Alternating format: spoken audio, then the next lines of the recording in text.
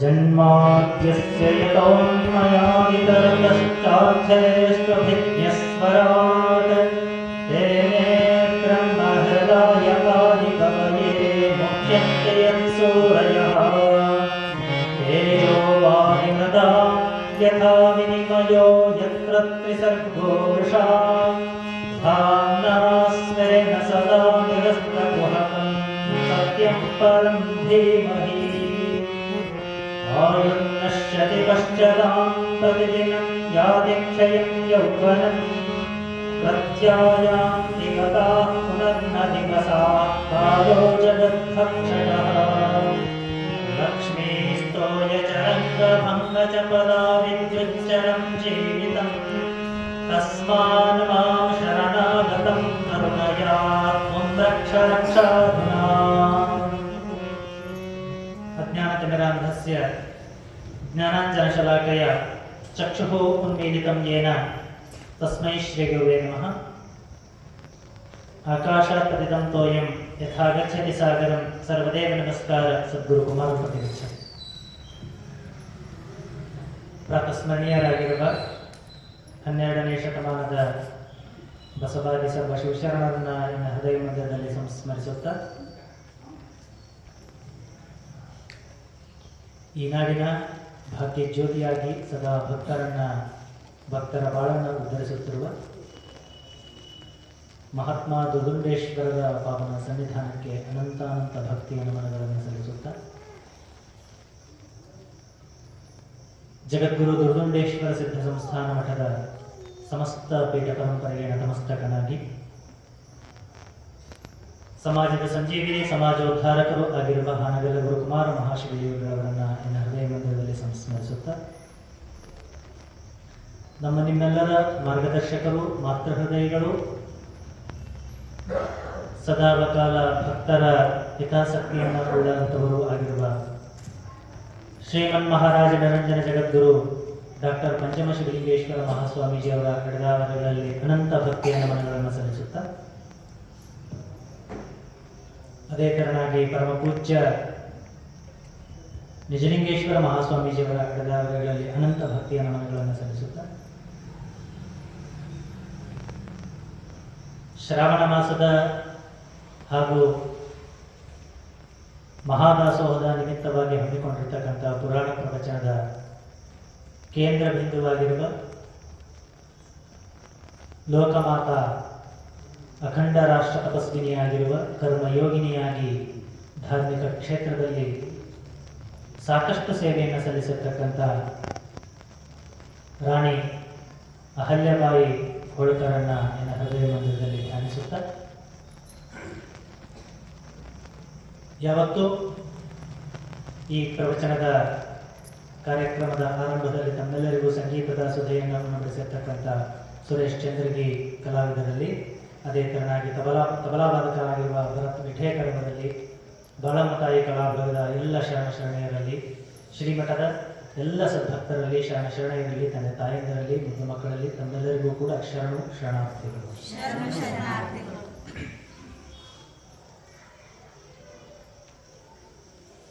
ತಾಯಿ ಅಹಲ್ಯಬಾಯಿ ಹೋಳ್ಕರ್ ಅವರ ಜೀವನ ಚರಿತ್ರೆಯನ್ನು ನಾವು ನೋಡ್ತಾ ಬಂದಿದ್ದೀವಿ. ಅದನ್ನು ನೋಡ್ತಾ ಇರಬೇಕಾದ್ರೆ ನಮಗೆ ಒಂದು ವಚನ ನೆನಪಾಗ್ತದೆ. ಸೊನ್ನಲಗಿಯ ಸಿದ್ದರಾಮೇಶ್ವರರು ಹೇಳಿರ್ತಕ್ಕಂಥದ್ದು, ತಾ ಮಾಡಿದ ಹೆಣ್ಣು ತನ್ನ ತಲೆಯನ್ನೇರಿತ್ತು, ತಾ ಮಾಡಿದ ಹೆಣ್ಣು ತನ್ನ ಭುಜವನ್ನೇರಿತ್ತು, ತಾ ಮಾಡಿದ ಹೆಣ್ಣು ತನ್ನ ನಾಲಿಗೆಯನ್ನೇರಿತ್ತು.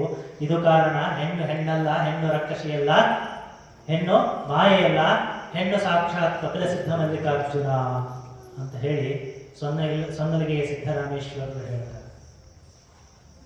ಅವರು ಕೂಡ ಧಾರ್ಮಿಕ ಕ್ಷೇತ್ರಗಳಲ್ಲಿ ಸಾಕಷ್ಟು ಸೇವೆಯನ್ನು ಸಲ್ಲಿಸಿರ್ತಕ್ಕಂಥವ್ರು. ಸೊನ್ನಲಗಿಯ ಸಿದ್ದರಾಮೇಶ್ವರರು ಅಂತ ಹೇಳಿ, ಸೊಲ್ಲಾಪುರದ ಸಿದ್ದರಾಮೇಶ್ವರರು ಅಂತ ಹೇಳಿ ನಾವು 12ನೇ ಶತಮಾನದಲ್ಲಿ ಕಾಣ್ತೀವಿ. ಸಿದ್ದರಾಮೇಶ್ವರರು ಅಂತ ಹೇಳಿ ಅವರು ಕಲ್ಯಾಣಕ್ಕೆ ಬರೋದಕ್ಕಿಂತ ಮುಂಚೆ ಎಷ್ಟು ಧಾರ್ಮಿಕವಾಗಿ ಎಷ್ಟು ಕೆಲಸವನ್ನು ಮಾಡ್ತಾ ಇದ್ರು ಅಂತ ಹೇಳಿದ್ರೆ, ಅಲ್ಲಿರ್ತಕ್ಕಂಥವ್ರು ಸೊಲ್ಲಾಪುರದಿಂದ ಶ್ರೀಶೈಲದವರೆಗೂ ಕಾಲ್ನಡಿಗೆಯಲ್ಲಿ ಹೋಗಿ 12ನೇ ಶತಮಾನದಲ್ಲಿ ಕಾಲ್ನಡಿಗೆಯಲ್ಲಿ ಹೋಗಿ ಅಲ್ಲಿರ್ತಕ್ಕಂಥ ಮಲ್ಲಿಕಾರ್ಜುನನ್ನೇ ಸಾಕ್ಷಾತ್ ಕರ್ಕೊಂಡು ಬಂದು ಸೊಲ್ಲಾಪುರದಲ್ಲಿ ನೆಲೆ ನಿಲ್ಲುವಂತೆ ಮಾಡಿದ್ರು ಅಂತ ಹೇಳ್ಬಿಟ್ಟು ಇತಿಹಾಸದಲ್ಲಿ ನಾವು ಕೇಳ್ಪಡ್ತೀವಿ. ಅದೇ ತರನಾಗಿ ಅವ್ರು ಬರೀ ಅದೊಂದೇ ಮಲ್ಲಿಕಾರ್ಜುನ ಗುಡಿ ಒಂದೇ ಕಟ್ಟಿಲ್ಲ, 68 ಶಿವನ ದೇವಸ್ಥಾನಗಳನ್ನು ಕಟ್ಟಿದ್ದಾರೆ ಸೊಲ್ಲಾಪುರದಲ್ಲಿ. 68 ಶಿವನ ದೇವಸ್ಥಾನಗಳು, ಅದರ ಜೊತೆಗೆ 8 ಗಣೇಶನ ದೇವಸ್ಥಾನಗಳನ್ನು ಕಟ್ಟಿದರು. ಆ ಗಣೇಶನ ದೇವಸ್ಥಾನಗಳಲ್ಲಿ ಮುಂದೆ ಬರ್ತಕ್ಕಂತಹ ದಿನಮಾನಗಳಲ್ಲಿ ಇವಾಗ ನಾವು ಈಗ ಶ್ರಾವಣ ಮುಗಿದ ತಕ್ಷಣ ಆಚರಣೆ ಮಾಡ್ತೀವಿ ಗಣಪತಿ ಹಬ್ಬ ಅಂತೇಳಿ. ಹೌದು, ಗಣಪತಿ ಹಬ್ಬನ ರಾಷ್ಟ್ರಾದ್ಯಂತ ಆಚರಣೆ ಮಾಡಬೇಕು ಅಂತ ಹೇಳಿದವರು ಯಾರು? ಎಲ್ಲ ಬಾಲಗಂಗಾಧರನಾಥ ತಿಲಕ್. ಹೌದು, ಎಲ್ಲರೂ ನಾವು ಆಚರಣೆ ಮಾಡ್ತಾ ಇದ್ದೀವಿ. ಈ ಬಾಲಗಂಗಾಧರನಾಥ ತಿಲಕ್ ಆ ಒಂದು ಸ್ವತಂತ್ರ ಹೋರಾಟ ಸಮಯದಲ್ಲಿ ಎಲ್ಲ ಕಡೆನೂ ಓಡಾಡ್ತಾ ಹೋಗಿರ್ತಾರ. ಎಲ್ಲ ಕಡೆ ಸಂಘಟನೆಗಳನ್ನ ಮಾಡ್ತಾ ಇರ್ಬೇಕಾದ್ರೆ ಎಲ್ಲ ಕಡೆನೂ ಅವ್ರಿಗೆ ಗೊಂದಲ ಇರ್ತದೆ. 4-5 ಜನ ಎಲ್ಲೂ ಸೇರಂಗಿಲ್ಲ. ಬ್ರಿಟಿಷ್ ಆಗ್ರಹ ಮಾಡಿರ್ತಾರೆ, ಎಲ್ಲೂ 4-5 ಜನ ನೀವು ಸೇರಿ ಕುತ್ಕೊಳ್ಳೋ ಹಾಗಿಲ್ಲ, ಎಲ್ಲೋ ಗುಂಪಾಗಿ ನಿಲ್ಲೋ ಹಾಗಿಲ್ಲ ಅಂತ ಹೇಳ್ತಾರ. ಅವ್ರು ಒಂದ್ಸರಿ ಸೊಲ್ಲಾಪುರಕ್ಕೆ ಹೋದಾಗ ಈ ಸೊನ್ನಲಗಿ ಸಿದ್ದರಾಮೇಶ್ವರರು ಸ್ಥಾಪಿಸಿರ್ತಕ್ಕಂಥ ಪ್ರತಿಷ್ಠಾಪಿಸಿರುವ ಒಂದು ಅಜೋಬಾ ಗಣಪತಿ ದೇವಸ್ಥಾನ ಅಂತ ಐತಿ. ಆ ಅಜೋಬಾ ಗಣಪತಿ ದೇವಸ್ಥಾನದ ಮುಂದೆ ಹೋಗಬೇಕಾದ್ರೆ ಇಷ್ಟಾಗಿ ಜನ ಸೇರ್ಯಾರ ಅಂತ ಹೇಳ್ಬಿಟ್ಟು ಅವರಿಗೆ ಯಾಕೆ ಇಷ್ಟು ಜನ ಸೇರ್ಯಾರ ಅಂತ ಒಂದು ಕುತೂಹಲ ಉಂಟಾಗ್ತದ ಧಾರ್ಮಿಕ ಕ್ಷೇತ್ರಗಳು. ಹಂಗಾಗಿ ಎಲ್ಲ ಜನಾಂಗದವರು ಬಂದು ನಮಸ್ಕಾರ ಮಾಡತಕ್ಕಂಥ ದೇವರು ಅಂತ ಹೇಳಿದ್ರೆ ಗಣಪತಿ ಅಂತದನ. ಆ ಗಣಪತಿನ ನಾವು ರಾಷ್ಟ್ರಾದ್ಯಂತ ಸಂಚಲನ ಮಾಡಬೇಕು ಅಂತ ಹೇಳಿ ಎಲ್ಲ ಕಡೆನೂ, ಅಂದ್ರೆ ಗಣಪತಿ ಇಡೋದ್ರ ಕಾರ್ಯದ ಕೆಲಸ ಏನು ಅಂತ ಹೇಳಿದ್ರೆ ಈಗ ಹೆಂಗಾಗಿ ಗಣಪತಿ ಇಡೋದು ಅಂತ ಹೇಳಿದ್ರೆ ಕೇಳೋದ ಬೇಡ. ಸಣ್ಣ ಹುಡುಗರು ಇಡ್ತಾರ, ಸಣ್ಣ ಹುಡುಗರು ಇಟ್ಬಿಟ್ಟು ಅಲ್ಲಿ ಗಣಪತಿ ಪಾಪ ಅವ ದೇವ್ರು ಕೂತಿರ್ತಾನೆ, ಯಾವುದೂ ಕಷ್ಟ ಬೇಡ ಅಂತ ಹೇಳ್ಬಿಟ್ಟು ತನ್ನ ಕಷ್ಟ ಅಂತ ಕೂತಿರ್ತಾನೆ. ಇಲ್ಲಿ ಮುಂದೆ ದೇವ್ರು ಪಿಕ್ಚರ್ ಆಡೋದು ಕೂತಿರ್ತಾರೆ ನಮ್ಮ ಹುಡುಗರು. ಆಗಿನ ಕಾಲದಲ್ಲಿ ಯಾಕೆ ಬಾಲಗಂಗಾಧರನಾಥ ತಿಲಕರು ಯಾಕೆ ಆ ಒಂದು ಕೆಲಸವನ್ನು ಮಾಡಿದ್ರು ಅಂತ ಹೇಳಿದ್ರೆ, ಅವಾಗ ನಾವು ಗಣಪತಿ ಹಬ್ಬವನ್ನ ಆಚರಣೆ ಮಾಡಕತ್ತೀವಿ, ಗಣಪತಿ ಕೂರಿಸಿದೀವಿ, ಒಂದು 5 ದಿವಸ 11 ದಿವಸ ಕೂರಿಸಿದೀವಿ ಅಂತ ಹೇಳಿದ್ರೆ ಅವಾಗ ಎಲ್ಲ ಹೋರಾಟಗಾರರು ಸೇರಿ ಹೆಂಗ ನಾವು ಬ್ರಿಟಿಷರಿಂದ ಸ್ವತಂತ್ರವನ್ನ ಪಡಿಬೇಕು ಅಂತೇಳಿ ಚರ್ಚೆ ಮಾಡೋದಕ್ಕೋಸ್ಕರ ಅವರು ರಾಷ್ಟ್ರಾದ್ಯಂತ ಗಣಪತಿ ಆಚರಣೆ ಮಾಡ್ರಿ ಅಂತ ಹೇಳಿದ್ರು. ಹಾಗೆ ಗಣಪತಿ ಹಬ್ಬ ಶುರುವಾಗಿದ್ರು. ಆ ಅಜೋಬ ಗಣಪತಿ ದೇವಸ್ಥಾನವನ್ನು ಸ್ಥಾಪಿಸಿದವರು ಸೊನ್ನಲಗಿಯ ಸಿದ್ದರಾಮರು ಅಂತ ಹೇಳಿ ಇತಿಹಾಸದಲ್ಲಿ ತಿಳಿದು ಬರ್ತದ. ಅಂತ ಸಿದ್ದರಾಮೇಶ್ವರರು, ಸೊಲ್ಲಾಪುರದ ಸಿದ್ದರಾಮೇಶ್ವರರು ಒಂದು ಕಡೆ ಹೇಳ್ತಾರ, ತಾ ಮಾಡಿದ ಹೆಣ್ಣು ತನ್ನ ತಲೆಯನ್ನೇ. ಮತ್ತೊಂದು ಕಡೆ ಹೇಳ್ತಾರೆ, ಹೆಣ್ಣು ಮಾಯೆ ಎಂಬರು ಹೆಣ್ಣು ಮಾಯೆ ಇಲ್ಲ. ಯಾವುದು ಹಾಗಾದ್ರೆ ಮಾಯೆ? ಹೆಣ್ಣು ಮಾಯೆ ಇಲ್ಲ, ಹೆಣ್ಣು ರಕ್ಕಸಿ ಅಲ್ಲ, ಹೆಣ್ಣು ಯಾವುದೇ ತರವಾಗಿರ್ತಕ್ಕಂಥ ದುಷ್ಟತನದಿಂದ ಬಂದಿರತಕ್ಕಂಥವಳಲ್ಲ, ಹೆಣ್ಣು ಸಾಕ್ಷಾತ್ ಕಪಿಲಸಿದ್ಧ ಮಲ್ಲಿಕಾರ್ಜುನ ಅಂತ ಹೇಳ್ತಾರೆ. ಯಾಕ ಆ ಸ್ತ್ರೀಗೆ ಅಷ್ಟು ಸ್ವಾತಂತ್ರ್ಯವನ್ನ ಕೊಟ್ಟಿದ್ರು, ಅಷ್ಟು ಮಹತ್ತಾಗಿರ್ತಕ್ಕಂಥ ಸ್ಥಾನವನ್ನ ಯಾಕೆ ಕೊಟ್ಟಿದ್ರು ಅಂತ ಹೇಳಿದ್ರೆ, ಸ್ತ್ರೀ ಅಂತಕ್ಕಂಥವಳು ನಾವು ಹೇಳ್ತೀವಿ, ಸ್ತ್ರೀ ಅಂತಕ್ಕಂಥವಳು ಮನಸ್ಸು ಮಾಡಿದ್ರೆ ಏನೆಲ್ಲ ಒಂದು ಸಾಮ್ರಾಜ್ಯವನ್ನು ಕೂಡ ಕಟ್ಟಬಹುದು. ಸ್ತ್ರೀ ಅಂತಕ್ಕಂಥವಳು ಮನಸ್ಸು ಮಾಡಿದ ಸಾಮ್ರಾಜ್ಯವನ್ನು ಉಳಿಸಬಹುದು. ನಾರಿ ಒಲಿದರೆ ನಾರಿ, ಮುನಿದರೆ ಮಾರಿ ಅಂತಕ್ಕಂಥದ್ದು ನಾವೆಲ್ಲ ಕೇಳಿದೀವಿ. ತಾಯಿ ಒಂದು ಹೆಣ್ಣು ಮನಸ್ಸು ಮಾಡಿದರೆ ಏನೆಲ್ಲ ಒಂದು ಸಾಮ್ರಾಜ್ಯವನ್ನು ಕಟ್ಟಬಹುದು ಅಂತೇಳಿ. ಒಂದು ಕಡೆಗೆ ಒಬ್ರು ಲಾಲ್ದೇವ್ ಅಂತ ಒಬ್ರು ಸ್ತ್ರೀ ಇರ್ತಾರೆ. ಅವಳು ಮದುವೆ ಆಗಿ ವಿವಾಹವಾಗಿ ಗಂಡನ ಮನೆಗೆ ಹೋದ ತಕ್ಷಣ ಗಂಡನ ಮನೆಯಲ್ಲಿ ಅವಳು ಮಾಡತಕ್ಕಂಥ ಧಾರ್ಮಿಕತೆಗೆ ಒಂದಿಷ್ಟು ಬೆಲೆ ಸಿಗೋದಿಲ್ಲ. ತಾನು ಏನು ಮಾಡಬೇಕು ಅಂತ ಹೇಳಿದ್ರೆ ಅವಳಿಗೆ ಒಂದು ಹುಚ್ಚಿರ್ತದೆ, ಒಬ್ಬೊಬ್ಬರಿಗೆ ಒಂದೊಂಥರ ಹುಚ್ಚಿರ್ತದೆ. ಆದ್ರೆ ಆ ತಾಯಿಗೆ ಏನಿತ್ತು ಅಂತ ಹೇಳಿದ್ರೆ, ಯಾವುದೇ ತಾಯಿಗೆ ಏನಿತ್ತು ಅಂತ ಹೇಳಿದ್ರೆ, ಯಾವತ್ತೂ ಕೂಡ ನನ್ನ ಬಾಯಿ ತೆಗೆದ ಸಾಕು ಪರಮಾತ್ಮನ ಗುಣಗಾನಗಳ ಮಾತ್ರ ಬರಬೇಕು ಅಂತಕ್ಕಂಥ ಮನಸ್ಥಿತಿಯನ್ನು ಹೊತ್ತಿರ್ತಕ್ಕಂಥವಳು. ಮನೆಯಲ್ಲಿ ಹೋದಾಗ, ಅವರ ಗಂಡನ ಮನೆಗೆ ಹೋದಾಗ ಅವಳನ್ನ ಸಾಕಷ್ಟು ಕೀಳ ಭಾವನೆಯಿಂದ ನೋಡ್ತಾಳೆ. ಹೆಣ್ಣು ಅಂತ 14ನೇ ಶತಮಾನದಲ್ಲಿ ಹೆಣ್ಣು ಅಂತ ಹೇಳಿದ್ರೆ ಯಾವುದು ಕೂಡ ಹೊರಗಡೆ ಹೋಗ್ಬೇಕಂತ ಹೇಳಿದ್ರೆ ಸಹಿತ ಅತ್ತೆ ಪರ್ಮಿಷನ್ ತಗೋಬೇಕು, ಗಂಡನ ಪರ್ಮಿಷನ್ ತಗೋಬೇಕು, ಸಾವಿರಾರು ಕಾರಣಗಳನ್ನ ಕೊಟ್ಟು ಹೊರಗಡೆ ಹೋಗ್ಬೇಕು. ಯಾಕೆ ಒಂದು ದೇವಸ್ಥಾನಕ್ಕೆ ಹೋಗಿ ಬರ್ತೀವಿ ಅಂತ ಹೇಳಿದ್ರು ಅಷ್ಟು ಕಟ್ಟಳೆಗಳಿರ್ತದೆ. ಆ ಲಾಲ್ದೇವ್ ತಾಯಿ ಯೋಚನೆ ಮಾಡ್ತಾಳ, ಹೋಗಿ ಯಾವಾಗ ಹೋಗ್ತಿತ್ತು ಅಂತ ಹೇಳಿದ್ರೆ ಬಟ್ಟಿ ಒಗ್ಯಾಕ ಅಂತ ಹೇಳ್ಬಿಟ್ಟು ಬಟ್ಟೆ ತಗೊಂಡು ಯಾವಾಗ ಹೊರಗ ನದಿ ದಂಡಿಗೆ ಹೋಗಿ ಬಟ್ಟೆ ತೊಳಿತಾ ಇದ್ಲಲ್ಲ, ಆ ಸಂದರ್ಭದಲ್ಲಿ ಒಂದು ಕ್ಷಣ ತನ್ನ ಅತ್ತೆ ಆ ಕಡೆ ಈ ಕಡೆ ಎಲ್ಲರೂ ಒಂದ್ ಸ್ವಲ್ಪ ಈಕೆ ಬಟ್ಟೆ ತೊಳಕ ಅವ್ರ ಅತ್ತಿನ ಕರ್ಕೊಂಡು ಹೋಗ್ತಿದ್ರು. ಅವ್ರ ಅತ್ತೆ ಕರ್ಕೊಂಡು ಬಟ್ಟೆ ಇಲ್ಲಿ ಇಟ್ಬಿಟ್ಟು ಅವಳ ಅತ್ತೆ ಒಂದ್ ಸ್ವಲ್ಪ ಬಟ್ಟೆ ತೊಳಕತ್ತವಲ್ಲ, ಎಲ್ಲಿ ಹೋಗುದಿಲ್ಲ ಅಂತ ಹೇಳಿ ಅವ್ರ ಅತ್ತೆ ಸ್ವಲ್ಪ ವಾಕಿಂಗ್ ಮಾಡಕ ಆ ಕಡೆ ಈ ಕಡೆ ಹೋದ್ಲು ಅಂತ ಹೇಳಿದ್ರೆ ಪಟ್ಟ ಹೋಗಿ ದೇವ್ರ ಕೈ ಮುಗಿದು ಮತ್ತೆ ಬಟ್ಟೆ ತೊಳಿತಿದ್ರಂತೆ. ಹಿಂಗ ಸಾಧನೆಯನ್ನ ಮಾಡಿ ಆಧ್ಯಾತ್ಮಿಕತೆಯಿಂದ ಬೆರೆದವರು ಒಂದು ದಿನ ಏನಾಗ್ತದ ಅಂತ ಹೇಳಿದ್ರೆ, ಅತ್ತಿ ಹೋದಂಗ ಮಾಡಿ ಬರ್ತಾಳ. ಅಷ್ಟಲ್ಲಿ ಇವಳು ದೇವರಿಗೆ ಕೈ ಮುಗಿಯಕ್ಕೆ ಹೋದಾಗ ಸೊಸಿ ಇಲ್ಲ ಅನ್ನೋದು ಗೊತ್ತಾಗ್ತದ, ಮನೆಗೆ ಹೋದ ಮೇಲೆ ಮನೆಯಾಗ ಹೇಳ್ತಾಳೆ ಆಕಿ ಬಟ್ಟೆ ತೊಳಕ್ಕೆ ಹೋಗ್ತಿರ್ಲಿಲ್ಲ ದಿನ, ಎಲ್ಲೇ ಹೊತ್ತಿರ್ಲಿಕ್ಕೆ ಅಂತ ಹೇಳಿ ಗಂಡನಿಗೆ ಸಾವಿರಾರು ಹೇಳ್ತಾಳೆ. ಅವನು ಕೂಡ ಸಾಕಷ್ಟು ಮಾತುಗಳಿಂದ ಅವಳಿಗೆ ಸರಿಯಾಗಿ ಬೈದು ಬಿಡ್ತಾನೆ. ಮನಸ್ಸನ್ನು ನೊಂದಿರ್ತಕ್ಕಂಥ ಆ ಲಾಲ್ದೆ ತಾಯಿ ಮನೆ ಬಿಟ್ಟು ಹೊರಗೆ ಬರ್ತಾಳೆ. ಮನೆ ಬಿಟ್ಟು ಹೊರಗೆ ಬಂದು ನಾನು ಯಾವುದೂ ಬೇಡ, ನನಗೆ ಯಾವ ಸಾಮ್ರಾಜ್ಯವೂ ಬೇಡ, ನನಗೇನು ಬೇಕು ಅಂತ ಹೇಳಿದ್ರೆ ಭಗವಂತನ ನಾಮಸ್ಮರಣೆ ಮಾತ್ರ ಸಾಕು ಅಂತ ಹೇಳಿ ಅಲ್ಲಲ್ಲಿ ಹಾಡ್ತಾ ಹೋಗ್ತಾಳ. ಅದರಲ್ಲಿ ಒಂದಿಷ್ಟು ಜನ ಫಸ್ಟಿಗೆ ಎಲ್ಲರೂ ಏನಂತಾರ ಅಂದ್ರೆ ಹುಚ್ಚಿ ಅಂತ. ಎಷ್ಟೋ ಜನ ಕಲ್ಲಲ್ಲಿ ಹೊಡೆದವರು, ಎಷ್ಟೋ ಜನ ಅವಳನ್ನ ಬೇರೆ ಬೇರೆ ಬೇರೆ ಮಾತುಗಳಿಂದ ಚುಚ್ಚಿದವರು ಎಷ್ಟೋ. ಹೀಗೆ ಅಲ್ಲಲ್ಲಿ ಹಾಡ್ತಾ ಕಾಡು ಮೇಡು ಅನ್ನದೆ, ಗುಡಿ ಗೋಪುರಗಳನ್ನದೆ ಎಲ್ಲ ಕಡೆ ಓಡಾಡ್ತಾ ಬಂದಾಗ ಮುಂದೆ ಒಂದಿನ ಈಗ ನಾವು ಹೇಳ್ತೀವಿ ಕಾಶ್ಮೀರದ ಲಲ್ಲೇಶ್ವರಿ ಅಂತ ಹೇಳ್ತೀವಿ. ಆ ಲಾಲ್ದೆ ತಾಯಿ ಕಾಶ್ಮೀರದ ಲಲ್ಲೇಶ್ವರಿಯಾಗಿ ಪರಿವರ್ತನೆ ಮಾಡ್ತಾಳ. ಅವಳು ಹೇಳಿರ್ತಕ್ಕಂಥ ಮಾತುಗಳು, ಅವಳು ಹೇಳಿರ್ತಕ್ಕಂಥ ವಚನಗಳು, ಅವರು ಹಾಡಿರ್ತಕ್ಕಂಥ ಮಾತುಗಳನ್ನು ಈಗ ಎಷ್ಟೋ ಜನ ಕಾಶ್ಮೀರದಲ್ಲಿ ಮಹತ್ತಾಯವಾಗಿರ್ತಕ್ಕಂಥ ವಾಕ್ಯಗಳು ಅಂತೇಳಿ ಪರಿಗಣಿಸ್ತಾರೆ. ಯಾಕಂತ ಹೇಳಿದ್ರೆ ಅವಳು ಎಲ್ಲಿತ್ತು ಭಗವಂತನಲ್ಲಿ ಮಾತ್ರ ಪ್ರೀತಿ ಇತ್ತು. ಯಾವುದನ್ನೂ ತೊರೆತಕ್ಕಂಥ ಶಕ್ತಿ. ಯಾಕಂತ ಹೇಳಿದ್ರೆ ಇವತ್ತು ನೋಡ್ರಿ ಕಾಶ್ಮೀರದ ಲಲ್ಲೇಶ್ವರಿ ಅಂತ ಹೇಳಿದ್ರೆ ಕೇಳದೇ ಇರೋರು, ಹೆಸರು ಕೇಳದೇ ಇರೋರು ಯಾರೂ ಇಲ್ಲ. ಬಹಳಷ್ಟು ಜನ ಆ ಹೆಸರನ್ನ ಕೇಳಿದ್ದಾರೆ. ಹಾಗೆ ಸ್ತ್ರೀ ಒಬ್ಬಳಿಗೆ ಏನೂ ಆಗೋದಿಲ್ಲ, ಅವಳು ಸ್ತ್ರೀ ಸ್ವಾತಂತ್ರ್ಯ ಅರ್ಹತೆ ಅಂತಕ್ಕಂಥ ಮಾತನ್ನು ಸುಳ್ಳು ಮಾಡಿಸಿದಂಥವ್ರು ಯಾರು ಅಂತ ಹೇಳಿದ್ರೆ ಅದು ಕಾಶ್ಮೀರದ ಲಲ್ಲೇಶ್ವರಿ. ಅದೇ ತರನಾಗಿ ನಾವು 12ನೇ ಶತಮಾನದಲ್ಲಿ ನೋಡಬಹುದು ಅಕ್ಕ ಮಹಾದೇವಿಗೆ ಆ ಒಂದು ಆಸ್ಥಾನದಲ್ಲಿ, ಕೌಶಿಕನ ಆಸ್ಥಾನದಲ್ಲಿ ಏನು ಕಡಿಮೆ ಆಗಿತ್ತು? ಮಹಾರಾಣಿಯಾಗಿ ಮೆರಿಬೇಕಾಗಿತ್ತು. ಅವಳು ಮಹಾರಾಣಿ ತರ ಆರಾಮಾಗಿರ್ಬೋದಿತ್ತು.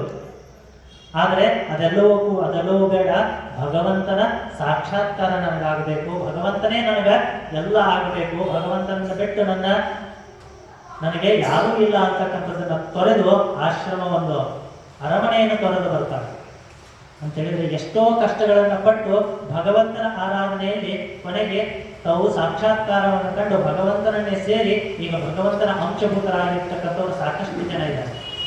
ಅಂಥದ್ರಲ್ಲಿ ಅಹಲ್ಯಾಬಾಯಿ ತಾಯಿ ಕೂಡ ಇನ್ನೂ ಒಂದಿಷ್ಟು ಎಲ್ಲರಲ್ಲೂ ಒಂದೊಂದು ವಿಶೇಷತೆ ಇರುತ್ತೆ. ಆದರೆ ಅಹಲ್ಯಾಬಾಯಿ ತಾಯಿಯಲ್ಲಿ ಇನ್ನೂ ಒಂದಿಷ್ಟು ಹೆಚ್ಚಿನ ವಿಶೇಷತೆ. ತಾಯಿ ಅಹಲ್ಯಾಬಾಯಿ ಯಾವಾಗ ನಿನ್ನೆ ದಿನ ನಾವು ನೋಡಿದ್ವಿ, ಮದುವೆ ಆದ ನಂತರ ತಾನು ಗಂಡನ ಮನೆಗೆ ಹೋಳ್ಕರ್ ಕುಟುಂಬಕ್ಕೆ ಬಂದು ಸೇರ್ತಾಳೆ. ಅದಾದ ನಂತರ ಕೆಲವೇ ದಿನಗಳಲ್ಲಿ ಹೋಳ್ಕರ್ ಅರಮನೆ ಇಂದೋರಿನಲ್ಲಿ ಸಿದ್ಧವಾಗುತ್ತೆ. ಇಂದೋರ್ ಅರಮನೆ 7 ಅಂತಸ್ತಿನ ಅರಮನೆಯಾಗಿತ್ತು. ಭವ್ಯವಾಗಿರ್ತಕ್ಕಂಥ 7 ಅಂತಸ್ತಿನ ಅರಮನೆಯನ್ನ ಇಂದೋರಿನಲ್ಲಿ ಮಲ್ಹಾರ್ರಾವ್ ಕಟ್ಟಿದ್ರು. 7 ಅಂತಸ್ತು ಅಂದ್ರೆ 3 ಅಂತಸ್ತು ಕಲ್ಲಿನಿಂದ, ಅದರ ಮೇಲೆ 4 ಅಂತಸ್ತು ಕಟ್ಟಿಗೆಯಿಂದ ಕಟ್ಟಿದ್ರು.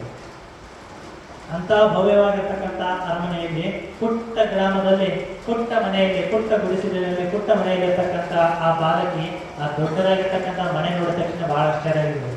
ಇಂಥ ಮನೆಗೆ ಹೆಂಗಿರೋದು, ಯಾರು ಪರಿಚಯಿಸ್ತಿರಲ್ಲ ಹೆಂಗಿರೋದು ಅಂತ ವಿಚಾರ ಮಾಡುವಾಗ ಹೀಗೆ ತನ್ನ ತಾಯಿಯ ಭಾವವನ್ನು ಅತ್ತೆಯಾಗಿರ್ತಕ್ಕಂಥ ಗೌತಮಬಾಯಿಯಲ್ಲಿ, ತನ್ನ ತಂದೆಯ ಭಾವವನ್ನು ಮಾವರಾಗಿರ್ತಕ್ಕಂಥ ಹೋಳ್ಕರ್ ಮಲ್ಹಾರ್ರಾವ್ ಹೋಳ್ಕರಲ್ಲಿ ಕಾಣ್ತಾ ಹೋಗುದು. ಇವಳಲ್ಲಿರ್ತಕ್ಕಂಥ ಶಿಕ್ಷಣದ ಆಸೆಯನ್ನು ಗುರುತಿಸಿರ್ತಕ್ಕಂಥ ಆ ಮಲ್ಹಾರ್ರಾವ್ ಹೋಳ್ಕರ್ ಏನ್ ಮಾಡಿದ್ರು ಅಂದ್ರೆ ಅವಳಿಗೆ ಶಿಕ್ಷಣಕ್ಕೆ ಒತ್ತನ್ನು ಕೊಟ್ಟರು. ಒಂದು ಕಡೆ ಹೇಳ್ತಾರ, ಶಸ್ತ್ರೇಣ ರಕ್ಷಿತೇ ರಾಷ್ಟ್ರೇ ಶಾಸ್ತ್ರಶಿಲ್ಪ ಪರೋಪತೆ ಅಂತ ಹೇಳ್ತಾರೆ. ಶಸ್ತ್ರಗಳಿಂದ ಅಲ್ಲಿ ಯುದ್ಧದಲ್ಲಿ ಇವತ್ತು ನಾವು ಗಡಿನಾಡಿನಲ್ಲಿ ನಾವು ನೋಡಬಹುದು, ಗಡಿಭಾಗಗಳಲ್ಲಿ ನಮ್ಮ ಸೈನಿಕರು ಶಸ್ತ್ರಗಳನ್ನು ಹಿಡ್ಕೊಂಡು ಕಾಯ್ತಾ ಇದ್ದಾರೆ ಅಂತೇಳಿ ನಾವೆಲ್ಲ ಇಲ್ಲಿ ಕೂತ್ಕೊಂಡು ಇಷ್ಟು ಚೆನ್ನಾಗಿ ಶಾಸ್ತ್ರಗಳ ಚಿಂತನೆಯನ್ನು ನಾವು ಮಾಡೋದಕ್ಕೆ ಸಾಧ್ಯ ಆಗ್ತದ. ಅವ್ರೇನಾದ್ರೂ ಅಲ್ಲಿ ಇರಲಿಲ್ಲ ಅಂತ ಹೇಳಿದ್ರೆ ಇಷ್ಟೊತ್ತಿಗೆ ನಮ್ಮೆಲ್ಲರಿಗೂ ಆತಂಕ, ಯಾವ ಕ್ಷಣದಲ್ಲಿ ಏನಾಗ್ತದೋ ಏನು ಅಂತ ಹೇಳಿ. ಅದಕ್ಕೆ ಹೇಳ್ತಾರೆ, ಶಸ್ತ್ರೇಣ ರಕ್ಷಿತೆ ರಾಷ್ಟ್ರೇ ಶಾಸ್ತ್ರಚಿಂತ ಪ್ರವರ್ತತೆ.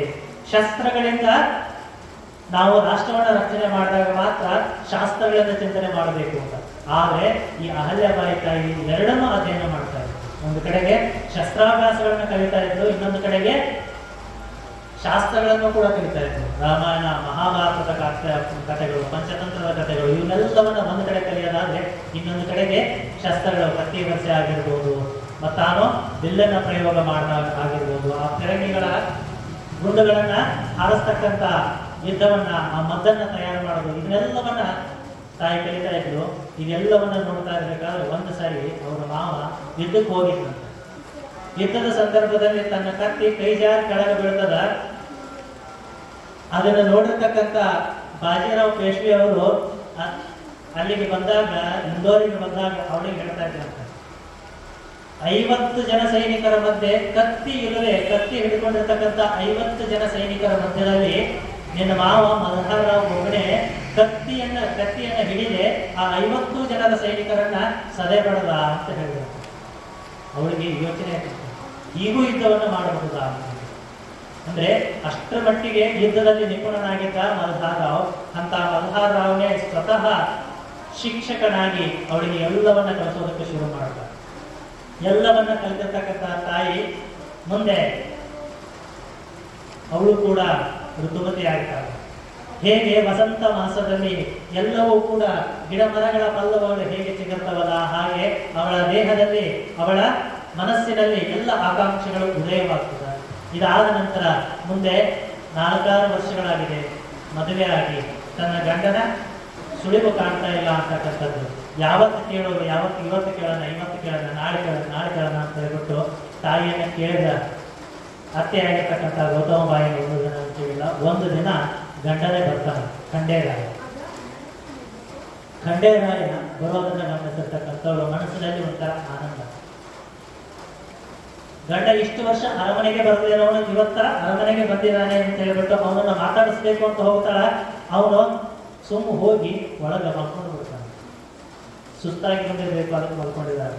ಯಾಕಂತ ಹೇಳಿದ್ರೆ ಅವನು ಬಂದಿರೋದು ನೋಡಿ ಗೌತಮ ಬಾಯಿಗೂ ಅದು ಹಿಡಿಸಲಿಲ್ಲ, ಮಲ್ಹಾರ್ರಾವ್ಗೂ ಕೂಡ ಏನು ಉತ್ತರ ಕೊಡಬೇಕು ಸೊಸೆಗೆ ಅಂತ ಗೊತ್ತಾಗಲಿಲ್ಲ. ಹೀಗೆ 1 ದಿನ ಕಳೀತದ, 2 ದಿನ ಕಳೀತದ. ಖಂಡೇರಾಯ ಜೊತೆಗೆ ಮಾತಾಡೋದೇ ಇಲ್ಲ, ಬಹಳಷ್ಟು ವಿಚಾರ ಮಾಡ್ತಾನೆ. ಯಾಕ ನನ್ನ ಗಂಡ ನನ್ನ ಜೊತೆಗೆ ಮಾತಾಡೋಲ್ಲ, ಏನು ತೊಂದರೆ ಆಗಿರಬಹುದು, ನಾನು ಏನು ತಪ್ಪು ಮಾಡಿದ್ದೀನಿ ಅಂತ ಹೇಳ್ಬಿಟ್ಟು ತನ್ನನ್ನ ಪರಿಶೋಧನೆಯನ್ನು ಮಾಡೋದಕ್ಕೆ ಶುರು ಮಾಡ್ತಾಳೆ. ನನ್ನಲ್ಲಿ ಇಂಥದ್ದು ತಪ್ಪು ಅಂತಕ್ಕಂಥದ್ದು ಏನಿರಬಹುದು ಅಂತೇಳಿ ತನ್ನನ್ನು ತಾನು ಪರಿಶೋಧನೆಯನ್ನು ಮಾಡೋದಕ್ಕೆ ಶುರು ಮಾಡ್ತಾಳ. ಬಹಳಷ್ಟು ಪರಿಶೋಧನೆಯನ್ನು ಮಾಡಿ ಕೊನೆಗೊಂದು ದಿನ ಗೌತಮ ಬಾಯಿಯನ್ನು ಹೋಗಿ ಕೇಳ್ತಾಳೆ, ಯಾಕ ನನ್ನ ಪತಿದೇವರಾಗಿರ್ತಕ್ಕಂಥ ಖಂಡೇರಾಯರು ನನ್ನ ಜೊತೆಗೆ ಮಾತಾಡ್ತಾ ಇಲ್ಲ, ನಾನು ಶಿಕ್ಷಣವನ್ನ ಕಲಿತಾ ಇದ್ದೀನಲ್ಲ, ಆ ಕಾರಣಕ್ಕೋಸ್ಕರ ನನ್ನ ಪತಿದೇವರಾಗಿರ್ತಕ್ಕಂಥವ್ರು ನನ್ನ ಜೊತೆಗೆ ಮಾತಾಡ್ತಾ ಇಲ್ವೋ, ನಾನು ಶಾಸ್ತ್ರಗಳನ್ನ ಮತ್ತು ಶಸ್ತ್ರಗಳ ಅಭ್ಯಾಸವನ್ನ ಕಲಿತಾ ಇದ್ದೀನಲ್ಲ, ಅದರಿಂದ ನನ್ನ ಮೇಲೆ ನಾನು ಕೋಪ ಆಗಿದೆಯೋ ಅಂತ ಕೇಳಿದಾಗ ಅವಳು ಕೂಡ ಗೌತಮ ಬಾಯಿ ಏನು ಉತ್ತರ ಕೊಡುವುದಿಲ್ಲ. ಆದರೆ ಇವನೇನಾಗಿದ್ದ ಅಂತ ಹೇಳಿದ್ರೆ ದುರ್ವ್ಯಸನಗಳಿಗೆ ದಾಸನಾಗಿದ್ದ. ಮಗನ ಆ ಪರಿಸ್ಥಿತಿಯನ್ನ ಕಂಡು ಸೊಸೆಗೆ ಏನ್ ಹೇಳಬೇಕು ಅಂತ ಹೇಳಿ ಮಲ್ಹಾರ್ರಾವ್ಗೆ ಒಂದು ಕಡೆಗೆ ಚಿಂತೆ ಆದರೆ ಗೌತಮ ಬಾಯಿಗೂ ಕೂಡ ಸಮಾನವಾಗಿರ್ತಕ್ಕಂಥ ಚಿಂತೆ ಆಗಿತ್ತು. ಇವನು ದುರ್ವ್ಯಸನಕ್ಕೆ ದಾಸನಾಗಿದ್ದಾನೆ. ಯಾವುದರಲ್ಲೂ ನೋಡಿದ ಮದ್ಯಪಾನ ದಾಸನಾಗಿದ್ದಾನೆ, ಮದ್ಯಪಾನ ವ್ಯಸನಿಯಾಗಿದ್ದಾನೆ. ಅನ್ಯ ಸ್ತ್ರೀಯರ ಸಂಪರ್ಕದಲ್ಲಿ ಇವನು ಯಾವಾಗಲೂ ಕೂಡ ಬೇರೊಂದು ಅರಮನೆಯಲ್ಲಿ ವಾಸವಾಗಿದ್ದಾನೆ. ಏನು ಮಾಡೋದು ಅಂತ ಹೇಳಿ ಬಹಳಷ್ಟು ಚಿಂತೆ ತಂದೆ ತಾಯಿಗಾಗಿ ಮುಂದೆ ಮದುವೆ ಆದ ಸುತ್ತಾಗಬಹುದು ಅಂತ ಹೇಳಿ ಮದುವೆ ಮಾಡಿದ್ಮೇಲೂ ಕೂಡ ಅದೇ ಹಿಂಗೇನು ನಡೀತಾ ಇತ್ತು ಅದೇ ನಡೀತಾ ಇತ್ತು.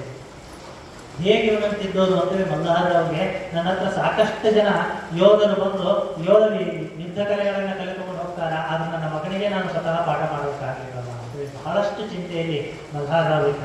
ಅಹಲ್ಯಾಬಾಯಿಗೆ ತಾನು ಮದುವೆ ಆದ ಮೇಲೆ ಏನೆಲ್ಲ ಕನಸುಗಳನ್ನು ಕಟ್ಕೊಂಡಿದ್ಲು, ಇದನ್ನೆಲ್ಲ ಸತ್ಯಾಂಶವನ್ನು ಕಲಿತ ಮೇಲೆ ಒಂದೇ ಸರಿ ಆ ಆಸೆಗಳೆಲ್ಲ ನುಚ್ಚು ನೂರಾಗಿದ್ವು. ಏನು ಮಾಡಬೇಕು ಅಂತ ಗೊತ್ತಾಗಿಲ್ಲ. ಹೇಳ್ಕೊಳ್ಬೇಕು, ತನ್ನಲ್ಲಿರ್ತಕ್ಕಂಥ ನೋವನ್ನು ಹೇಳ್ಕೊಳ್ಬೇಕು ಅಂತ ಹೇಳಿದ ತಾಯಿ ಇಲ್ಲ, ಯಾರು ಗೆಳತಿಯರಿಲ್ಲ, ಯಾರ ಹತ್ರ ಅಂತ ಹೇಳ್ಕೊಳ್ಳೋದು.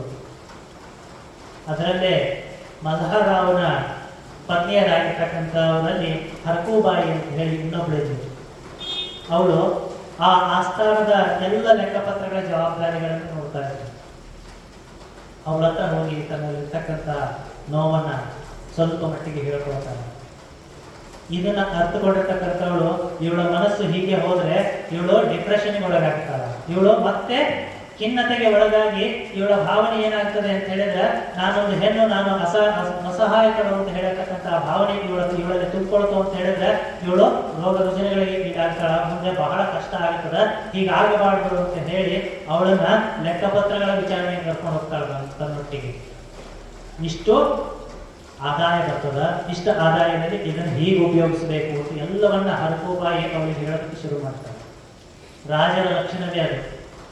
ಚಾಣಕ್ಯನ ಅರ್ಥಶಾಸ್ತ್ರದಲ್ಲಿ ಬರ್ತದ, ಚಾಣಕ್ಯ ಹೇಳ್ತಾನ ರಾಜರು ಹೆಂಗಿರಬೇಕು, ರಾಜರು ಯಾವ ಭಾಗವನ್ನ ಸ್ವೀಕಾರ ಮಾಡಬೇಕು ಅಂತ ಹೇಳ್ತಾರೆ. ರಾಜ್ಯದಲ್ಲಿ ತೆರಿಗೆಯ ಆದಾಯ ₹1 ಬಂತು ಅಂದ್ರೆ ಅದನ್ನ 6 ಭಾಗ ಮಾಡ್ಬೇಕಂತ. 6 ಭಾಗವನ್ನ ಮಾಡಿ 1 ಭಾಗವನ್ನ ತನ್ನ ಸ್ವಂತಕ್ಕೆ ಇಟ್ಕೊಳ್ಬೇಕು, 1 ಭಾಗವನ್ನ ಬೇರೆ ಯಾವ ರಾಜ್ಯದ ರಾಜರ ಕೈಯಲ್ಲಿ ಇವರು ಇರ್ತಾರಲ್ಲ ಅವರಿಗೆ ಕೊಡಬೇಕು, ಇನ್ನು 4 ಭಾಗವನ್ನ ಮತ್ತೆ ಜನರಿಗಾಗಿ ಖರ್ಚು ಮಾಡ್ಬೇಕಂತ. ನಾವೇನು ಟ್ಯಾಕ್ಸ್ ಅಂತ ಕೊಡ್ತೀವಲ್ಲ ಆಗಿನ ಕಾಲದ ತೆರಿಗೆ ಅಂತ ಏನು ಕಟ್ತಾ ಇದ್ದಲ್ಲ, ಎಲ್ಲ ರೈತರಾಗಿರ್ಬಹುದು, ಎಲ್ಲ ವ್ಯಾಪಾರಸ್ಥರು ತೆರಿಗೆ ಅಂತ, ರಾಜ್ಯಕ್ಕೆ ತೆರಿಗೆ ಅಂತ ಕಟ್ತೀವಿ, ನಾವೆಲ್ಲ ಟ್ಯಾಕ್ಸ್ ಅಂತ ಕಟ್ತೀವಿ ನೋಡಿ. ಆ ಟ್ಯಾಕ್ಸ್ ಅಂತ ಯಾವ ಟ್ಯಾಕ್ಸ್ ಅನ್ನ ಕಟ್ತಾ ಇರಲ್ಲ ಆ ಟ್ಯಾಕ್ಸ್ ₹1 ಬಂತು ಅಂದ್ರೆ ಅದನ್ನ 6 ಭಾಗ ಮಾಡ್ಬೇಕು. ₹6 ಬಂತು ಅಂದ್ರೆ ₹1 ಮಾತ್ರ ತನ್ನ ಸ್ವಂತಕ್ಕೆ ಬಳಸ್ಕೋಬೇಕು. ರಾಜ ತನ್ನ ಸ್ವಂತಕ್ಕದ ಆ ₹1 ಅವ್ರ ಮನೆ ಖರ್ಚಾಗಿರ್ಬೇಕು. ಅವನ ಮನೆಗೆ ಬೇಕಾಗಿರ್ತಕ್ಕಂಥ ಅವನ ಅರಮನೆ ಕಟ್ಟಬೇಕು ಅಂತ ಹೇಳಿದ್ರೆ ಅದರಲ್ಲೇ ಕಟ್ಟಬೇಕು ಅಂತಕ್ಕಂಥ ಭಾವನೆಯನ್ನ ಈ ಒಂದು ಮಾತುಗಳಿಂದ ಅರ್ಥಶಾಸ್ತ್ರ ಅಂತಕ್ಕಂಥ ಗ್ರಂಥದಲ್ಲಿ ಕೌಟಿಲ್ಯ ಚಾಣಕ್ಯ ಹೇಳ್ತಾರೆ. ಇದನ್ನೆಲ್ಲ ಅರ್ಥಶಾಸ್ತ್ರದ ಪಾಠವನ್ನ ಹರಕೂಬಾಯಿ ಅಹಲ್ಯಬಾಯಿಗೆ ಹೇಳ್ತಾರೆ. ಇದನ್ನೆಲ್ಲವನ್ನ ತಿಳ್ಕೊಳ್ತಾ ಮುಂದೆ ಬಹಳಷ್ಟು ರಾಷ್ಟ್ರ ರಾಣಿ ಆಗಿರ್ತಕ್ಕಂಥ ಭವಿಷ್ಯವನ್ನ ಅವರಲ್ಲಿ ಇವರೆಲ್ಲ ಸೇರಿ ತುಂಬುತ್ತಾ ಇದ್ರು.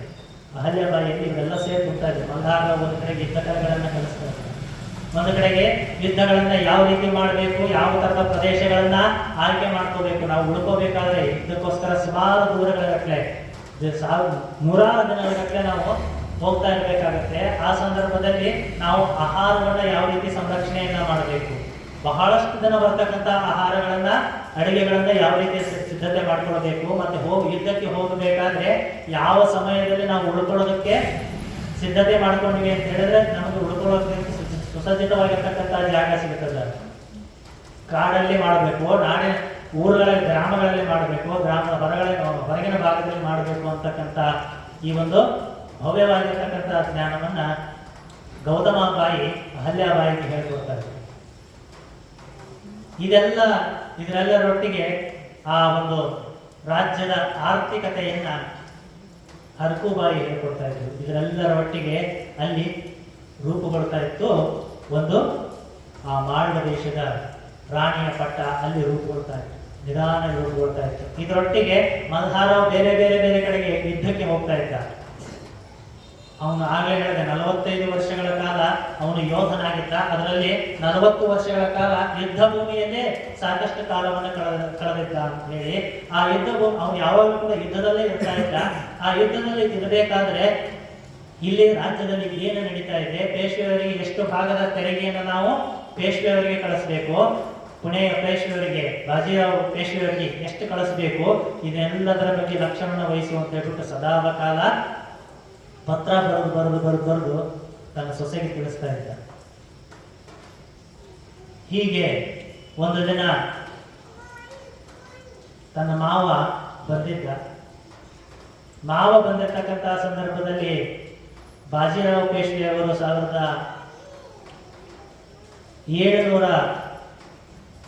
1739ರಲ್ಲಿ ಅವರು ನಿಧನರಾಗ್ತಾರೆ ಅಂತಕ್ಕಂಥ ಸುದ್ದಿ ಬರ್ತದೆ. ಆ ನಿಧನರಾಗ್ತಾರೆ ಅಂತಕ್ಕಂಥ ಸುದ್ದಿಯನ್ನ ಬಹಳಷ್ಟು ನೊಂದಿರ್ತಕ್ಕಂಥ ಬಾಜಿರಾವ್ ಮಲ್ಹಾರ್ ಅವರು ಯೋಚನೆ ಮಾಡ್ತಾರೆ, ಇವನೊಬ್ಬ ಈ ರೀತಿ ಮರಣವನ್ನು ಹೊಂದಿದ್ದಾರೆ, ನನ್ನ ಗೆಳೆಯ ಆಪ್ತ ಮಿತ್ರ ನನಗೆಲ್ಲ ಸಾಮ್ರಾಜ್ಯವನ್ನು ಒದಗಿಸಿರ್ತಕ್ಕಂಥ ಬಾಜಿರಾವ್ ಆಪ್ತ ಮಿತ್ರ ಇಲ್ಲವಾಗಿರುತ್ತಲ್ಲ ಅಂತ ಹೇಳಿ ಬಹಳಷ್ಟು ನೊಂದು ಅದೇ ಇದರಲ್ಲಿ ಡಿಪ್ರೆಷನ್ ಅಲ್ಲಿ ಯಾವ ಒಂದು ಯೋಚನೆ ಯಾವ ಕಾರ್ಯಗಳನ್ನು ಕೈಗೆತ್ತಿಕೊಳ್ಳೋದಕ್ಕೆ ಗೊತ್ತಿರ್ತಾರ ಅವ ಅಷ್ಟೊತ್ತಿಗೆ ಆಲ್ರೆಡಿ ಇವಳು ಸಿದ್ಧಳಾಗಿರ್ತಾಳೆ ಎಲ್ಲರೂ.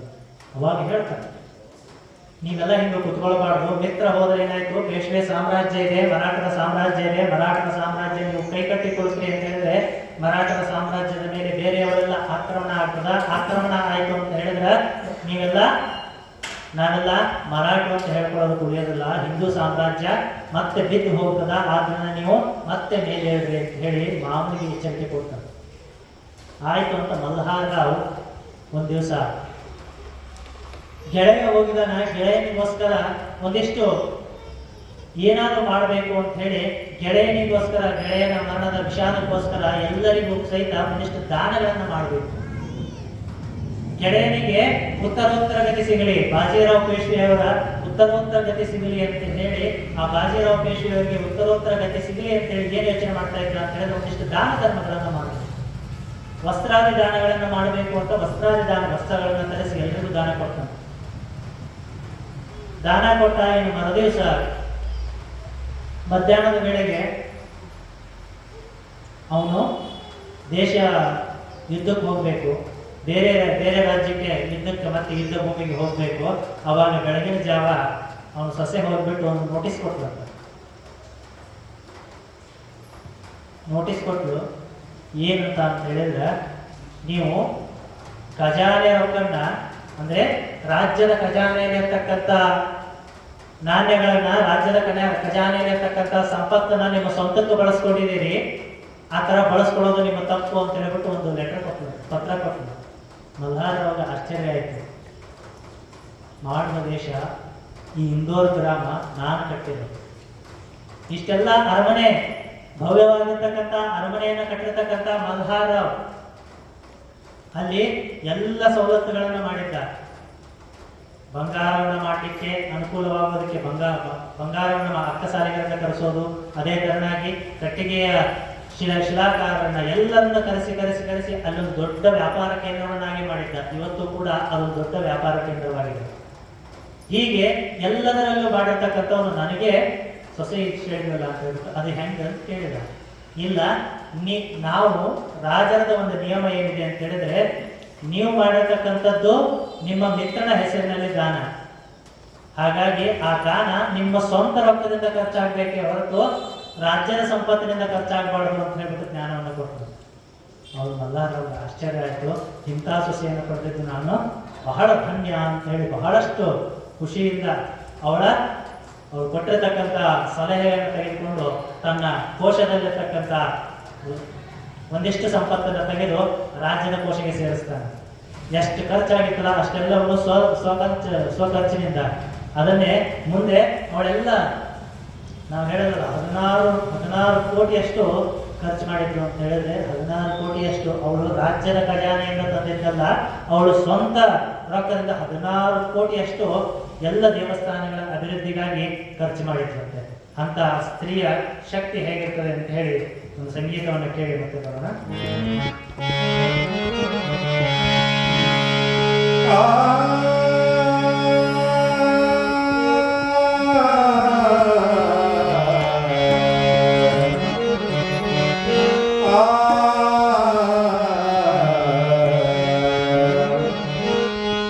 ನರಜನ್ಮವ ತೊಳೆದು ಹರಜನ್ಮವ ಮಾಡಿದ ಗುರುವೇ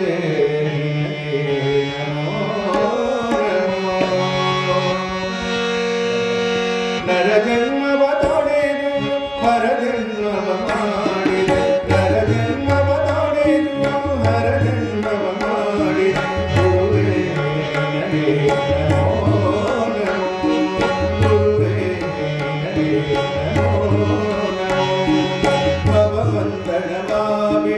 ಪರಮ ಸುಖವ ತೋರಿದ, ಪರಮ ಸುಖವ ತೋರಿದ ಗುರುವೇ ನನಗೆ ನಮೋ ನಮೋ, ಗುರುವೇ ನನಗೆ ನಮೋ ನಮೋ. ನರಜನ್ಮವ ತೊಳೆದು ಹರಜನ್ಮವ ಮಾಡಿದ, ನರಜನ್ಮವ ತೊಳೆದು ಹರಜನ್ಮವ ಮಾಡಿದ ಗುರುವೇ ನನಗೆ ನಮೋ ನಮೋ.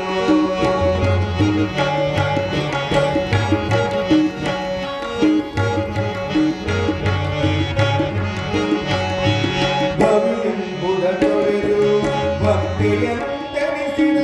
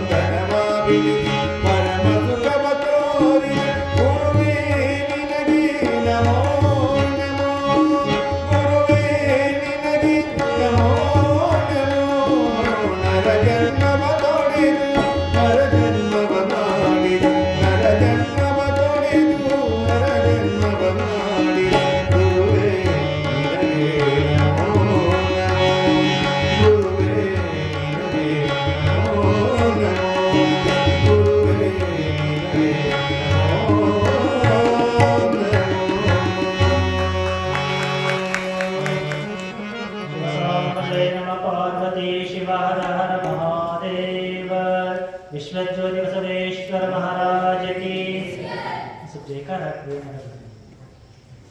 ಕೊನೆ ಮಂಗಳಾರತಿ ಯಾರು ಜೈಕಾರ ಹಾಕಲ್ಲ. ಇನ್ನೊಂದ್ಸರಿ ಜೈಕಾರ. ವಿಶ್ವಜ್ಯೋತಿ ಬಸವೇಶ್ವರ ಮಹಾರಾಜ ಕಿ, ದುರ್ದಂಡೇಶ್ವರ ಮಹಾರಾಜ ಕಿ. ಹೀಗೆ ರಾಜ್ಯದ ಸಂಪತ್ತು, ರಾಜ್ಯದ ಕೋಶದಲ್ಲಿರ್ತಕ್ಕಂತಹ ಸಂಪತ್ತು ಏನಿದೆ, ಅದು ಆರ್ಥಿಕತೆಯ ಸಂಪತ್ತು ಏನಿದೆ, ಅದು ಯಾರಿಂದ ಬಂದಿತ್ತೋ ಎಲ್ಲವೂ ಕೂಡ ಪ್ರಜೆಗಳಿಗಾಗಿಯೇ ಮೀಸಲಾಗಿರಬೇಕು, ಅದು ಸ್ವಂತಕ್ಕೆ ಉಪಯೋಗ ಆಗಬಾರದು ಅಂತ ಹೇಳಿ ತನ್ನ ಮಾವನಿಗೆ ಅರಿಮನ್ನ ಮೂಡಿಸಿದ ಅಹಲ್ಯಾಬಾಯಿ. ಇಷ್ಟೆಲ್ಲವನ್ನ ಮಾಡ್ತಾ ಇದ್ದು ಸಹಿತ ತನ್ನ ಗಂಡನನ್ನ ಸರಿದಾರಿಗೆ ತರಬೇಕು ಅಂತ ವಿಚಾರ ಮಾಡ್ತಾ ಇದ್ದ. ಅವನು ಯಾವಾಗಲೂ ಕೂಡ ದುರ್ವ್ಯಸನಗಳಿಗೆ ದಾಸನಾಗಿ ಯಾವತ್ತೂ ಕೂಡ ಮತ್ತಿನ ನಶೆಯಲ್ಲಿ ಇರ್ತಾ ಇದ್ದ. ಅವನನ್ನು ಹೇಗೆ ಹೊರಗೆ ತರೋದು ಅಂತೇಳಿ ದೊಡ್ಡದಾಗಿರ್ತಕ್ಕಂಥ ಒಂದು ಇವಳ ತಲೆ ಮೇಲೆ ದೊಡ್ಡದಾಗಿರ್ತಕ್ಕಂಥ ಭಾರ ಇದೆ. ಗೌತಮ ಬಾಯಿಗೆ ಕೇಳ್ತಾನೆ, ಹೇಗೆ ಮಾಡೋದು ಅಂತೇಳಿ. ನಾನು ಎಲ್ಲ ಥರದ ವಿಧವಾಗಿ ಪ್ರಯತ್ನಗಳನ್ನು ಮಾಡಿದ್ದೀನಿ ಅಂತ ಹೇಳಿದಾಗ ಇವಳೊಟ್ಟಿಗೆ ಒಂದು ದಿವಸನೂ ಸಹಿತ ಇವಳ ಮುಖಕ್ಕೆ ಮುಖ ಕೊಟ್ಟು ಮಾತಾಡದೇ ಇರತಕ್ಕಂಥ ಖಂಡೇರಾಯ, ಪತಿದೇವನಾಗಿರ್ತಕ್ಕಂಥ ಖಂಡೇರಾಯ ಇವಳಿಗೆ ಅಹಲ್ಯಾದೇವಿಗೆ ಒಂದು ದಿವಸನೂ ಮುಖಕ್ಕೆ ಮುಖ ಕೊಟ್ಟು ಮಾತಾಡಿದ್ದಾನೆ. ಒಂದು ದಿವಸ ಏನಾಗ್ತದೆ ಅಂತ ಹೇಳಿದ್ರೆ, ರಾಜ್ಯದ ಸಂಪತ್ತನ್ನ ಲೆಕ್ಕಗಳನ್ನು ನೋಡ್ತಾ ಇರಬೇಕಾದ್ರೆ ಖಂಡೇರಾಯನಿಗೆ ವರ್ಷಕ್ಕೆ ಅಂತ ಹೇಳಿದ್ರೆ ಆ ರಾಜ್ಯದಲ್ಲಿರ್ತಕ್ಕಂಥವರಿಗೆ ಎಲ್ರಿಗೂ ಒಂದೊಂದು ಕೆಲಸವನ್ನ ಕೊಟ್ಟಿರ್ತಾರೆ. ಸೇನಾಧಿಪತಿ ಸೇನೆಯನ್ನು ನೋಡ್ಕೊಳ್ಳೋದಕ್ಕೆ ಎಲ್ರಿಗೂ ಒಂದೊಂದು ಕೆಲಸವನ್ನು ಕೊಟ್ಟು ಅವರವರಿಗೆ ಇಷ್ಟಿಷ್ಟು ಅಂತ ಸಂಬಳ ಅಂತ ನಿಗದಿ ಮಾಡಿರ್ತಾರೆ. ಪಗಾರ ಅಂತ ಹೇಳ್ತಾರಲ್ಲ, ತಿಂಗಳಿಗೆ ಇಷ್ಟಿಷ್ಟು ಪಗಾರ ಅಂತ ಹೇಳಿ. ಅದರಲ್ಲಿ ಗೌತಮ ಬಾಯಿನೂ ಕೂಡ ಒಂದು ಕೆಲಸಗಾರ್ತಿ, ಹರಕು ಬಾಯಿನೂ ಸಹಿತ ಒಂದು ಕೆಲಸಗಾರ್ತಿನೇ, ಅಹಲ್ಯಾಬಾಯಿನೂ ಒಂದು ಕೆಲಸಗಾರ್ತಿನಿ. ಎಲ್ಲರೂ ಕೂಡ ಅಲ್ಲಿ ಕೆಲಸ ಮಾಡೋರ. ಯಾರು ಸಹಿತ ನಾವು ರಾಜರು ಅಂತ ಹೇಳಿದ್ರೆ ನಾವು ಹೇಳಿದ್ದೇ ಅಧಿಕಾರ ಅಂತಲ್ಲ, ಎಲ್ಲರೂ ಕೂಡ ಅಲ್ಲಿ ಸೇವಕರಾಗಿ ಕೆಲಸ ಮಾಡಬೇಕು. ಅಂತ ಭವ್ಯವಾಗಿರ್ತಕ್ಕಂತಹ ರಾಜ್ಯವನ್ನ ಯಾರು ಸಿದ್ಧಪಡಿಸಿದ್ರು ಅಂತ ಹೇಳಿದ್ರೆ ಮಲ್ಹಾರರಾವ್. ಇದೆಲ್ಲವೂ ಕೂಡ ಶಿವಾಜಿಯ ಆಳ್ವಿಕೆಯ ಕಾಲದಿಂದ ಬಂದಿರತಕ್ಕಂಥದ್ದು. ಯಾರು ಕೂಡ ನಾವೆಲ್ಲರೂ ಇದು ನಾವು ಸೃಷ್ಟಿಸಿದಂತಹ ಸಂಪತ್ತು, ನಾವು ಹೊತ್ತು ತಂದಂತ, ನಾವು ಕಷ್ಟಪಟ್ಟು ಯುದ್ಧ ಮಾಡಿ ತಂದಿರತಕ್ಕಂತಹ ಸಂಪತ್ತು ನಾವೇ ಭೋಗಿಸಬೇಕು ಅಂತ ಇಲ್ಲ. ಇದೆಲ್ಲವೂ ಕೂಡ ಪ್ರಜೆಗಳಿಂದ ಬಂದಿದ್ದು, ಪ್ರಜೆಗಳಿಗಾಗಿ ಮೀಸಲಾಗಿರಬೇಕು. ನಾವು ಸಹಿತ ಇಲ್ಲಿ ಪ್ರಜಾ ಸೇವಕರು ಅಂತಕ್ಕಂತಹ ಭಾವನೆಯಲ್ಲಿರ್ತೀವಿ. ಹೀಗಿರ್ಬೇಕಾದ್ರೆ ಒಂದು ದಿವಸ ಎಲ್ಲ ಲೆಕ್ಕಪತ್ರಗಳನ್ನ ಎಲ್ಲ ನೋಡ್ತಾ ಇರಬೇಕಾದ್ರೆ ಖಂಡೇರಾಯನ ಆರ್ಥಿಕ ವ್ಯವಸ್ಥೆಯನ್ನು ನೋಡ್ತಾಳೆ. ಎಷ್ಟಿತ್ತು, ಒಂದು ವರ್ಷದಲ್ಲಿ ಏನು ಅವನಿಗೆ ಸಂಬಳ ಕೊಡಬೇಕಿತ್ತೋ ಅಷ್ಟು ಸಂಬಳವನ್ನ 2 ತಿಂಗಳಲ್ಲಿ ಖರ್ಚು ಮಾಡಿದ್ದ. ಒಂದು ವರ್ಷದ ಪಗಾರ ಎಷ್ಟೈತಲ್ಲ ಅಷ್ಟನ್ನ 2 ತಿಂಗಳಲ್ಲೇ ಅವನು ಇಸ್ಕೊಂಡು ಬಿಟ್ಟಿದ್ದಾನೆ. ಇದನ್ನ ಲೆಕ್ಕಾಚಾರ ಮಾಡಿರ್ತಕ್ಕಂಥ ಅಹಲ್ಯಾಬಾಯಿ ಹೇಳ್ತಾಳ, ಅಲ್ಲಿ ಬರ್ಮಲ್ದಾದ ಅಂತ ಇನ್ನೊಬ್ಬ ಇರ್ತಾನೆ. ಅಂದ್ರೆ ಅವಳ ಜೊತೆಗಾರನಾಗಿ ಅವಳಿಗೆ ಲೆಕ್ಕಪತ್ರದ ಮಾರ್ಗದರ್ಶನವನ್ನ ಬರೆದಿಡೋದಕ್ಕೋಸ್ಕರ ಒಬ್ಬ ಗುಮಾಸ್ತ ಅಂತ ಹೇಳ್ತಾರ, ಹಂಗ ಬರೆದಿಡೋದಕ್ಕೆ ಒಬ್ಬರಿದ್ದ. ಆ ವ್ಯಕ್ತಿಗೆ ಹೇಳ್ತಾರ, ಖಂಡೇರಾಯನಿಗೆ ಇನ್ನು ಮುಂದೆ ಯಾವುದೇ ತರವಾಗಿರ್ತಕ್ಕಂಥ ಆರ್ಥಿಕ ಸವಲತ್ತುಗಳನ್ನು ಕೊಡಬಾರದು, ಯಾವುದೇ ಹಣವನ್ನು ಕೊಡಬಾರದು ಅಂತ ಹೇಳ್ತಾರೆ. ಹೇಳಿದ ತಕ್ಷಣ ಖಂಡೇರಾಯ ಸುಮಾರು 20-22 ವಯಸ್ಸಿನ ವ್ಯಕ್ತಿಯಾಗಿದ್ದ.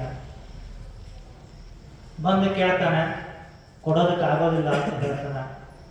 ಗುಮಾಸ್ತ ಕೊಡೋದಕ್ಕಾಗೋದಿಲ್ಲ, ಇದು ಈ ಭವಿಷ್ಯದ ರಾಣಿಯ ಅಹಲ್ಯಾಬಾಯಿಯ ಅಪ್ಪನೆ ಅಂತ ಹೇಳ್ತಾರೆ.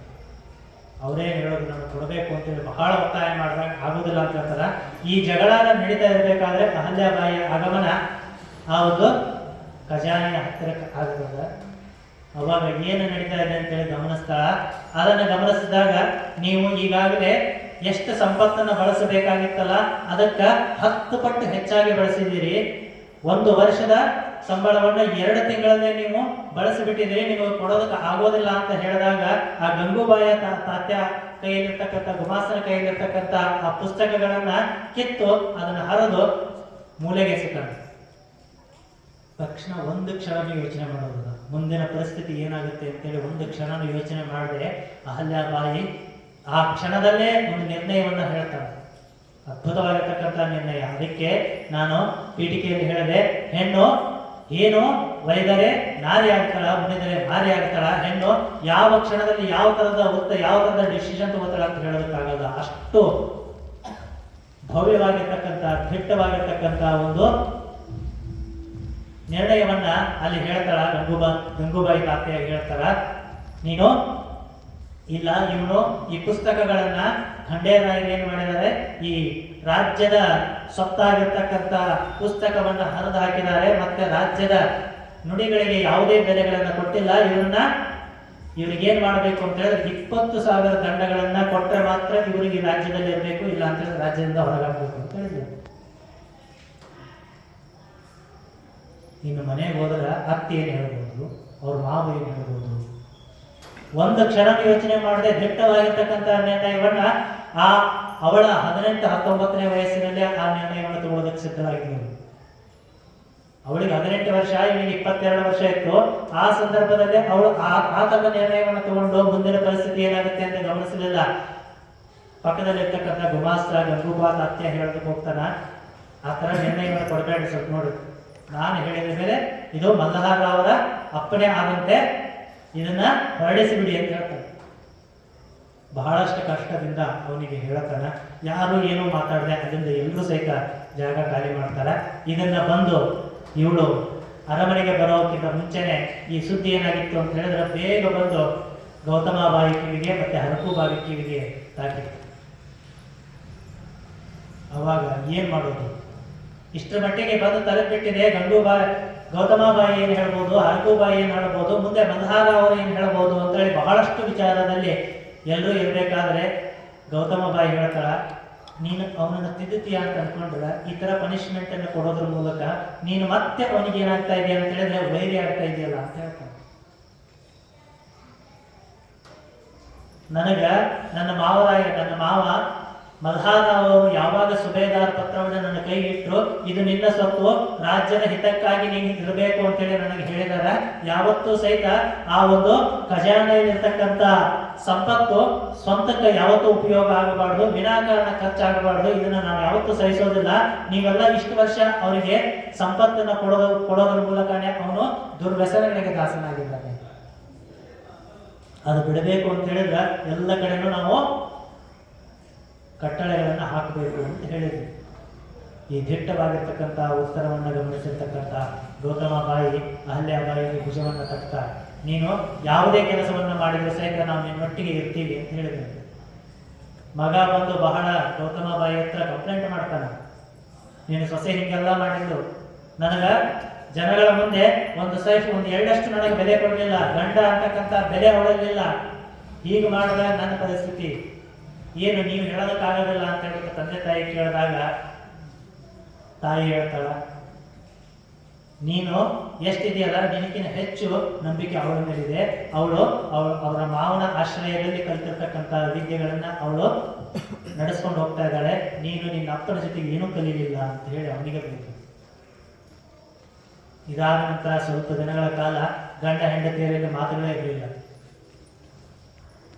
ಅವಾಗ ದುಡ್ಡು ಇದ್ರೆ ಮತ್ತು ಅವನಿಗೆ ಬೇಕಾಗಿರ್ತಕ್ಕಂಥ ವಸ್ತುಗಳು ಸಿಗ್ತಾ ಇರಲಿಲ್ಲ. ವಸ್ತುಗಳು ಸಿಗದೆ ಇರೋ ಕಾರಣ ಏನಾಯ್ತು ಅಂತ ಹೇಳಿದ್ರೆ, ಅವನು ಅಮಲಿನಲ್ಲಿರ್ತಕ್ಕಂಥವನು ಬಾಕಿ ಜಗತ್ತಿಗೆ ಬರೋದಕ್ಕೆ ಶುರುವಾದ. ಯಾವಾಗಲೂ ಸಹಿತ ಮತ್ತಿನ ನಶೆಯಲ್ಲಿ ಬೇರೆ ಲೋಕದಲ್ಲಿ ಇರ್ತಕ್ಕಂಥವನು ಬಾಕಿ ಲೋಕಕ್ಕೆ ಬರೋದಕ್ಕೆ ಅವಾಗ ಶುರು ಆದ ಮೇಲೆ ನಂದು ಒಂದು ಮನೆ ಇದೆ, ಅರಮನೆ ಇದೆ, ಅರಮನೆಯಲ್ಲಿ ಒಬ್ರು ಹೆಂಡತಿ ಇದ್ದಾಳೆ ಅಂತ ಹೇಳ್ಬಿಟ್ಟು ನೆನಪಾಗ್ತಾ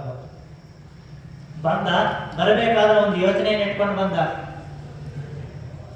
ಹೆಂಗಾದ್ರೂ ಮಾಡಿ ಹೆಂಡತಿಯನ್ನ ಪ್ರೀತಿಯಿಂದ ಒಂದು 2-3 ದಿನ ನೋಡ್ಕೊಂಡು ಮತ್ತೊಂದಿಷ್ಟು ದುಡ್ಡುಗಳನ್ನು ಇಸ್ಕೊಂಡು ಬಂದು ನನಗೆ ಬೇಕಾಗಿರ್ತಕ್ಕಂಥ ವಸ್ತುಗಳನ್ನ, ನನಗೆ ಬೇಕಾಗಿರ್ತಕ್ಕಂಥ ಸುಖ ವಸ್ತುಗಳನ್ನ ನಾನೆಲ್ಲವನ್ನ ತರಬೇಕು ಅಂತ ವಿಚಾರ ಮಾಡಿಕೊಂಡು ಬಂದಿದ್ದ ಮನೆಗೆ.